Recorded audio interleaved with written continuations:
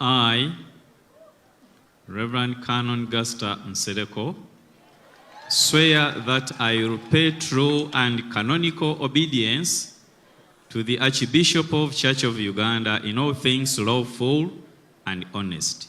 So help me God. Alayidde era mu maaso ga Chancellor agenda okuteeka omukono ku ebyo byalayidde okubikakasiza ddala nti abadde abitegeeza.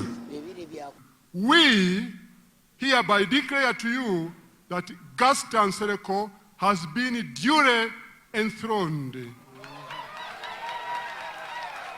In the name of God the Father, the Son, and the Holy Spirit. Amen.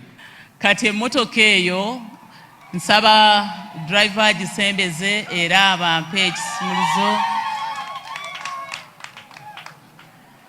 President umwebaza atukwatiddeko bannange ffe ng'ekkanisa.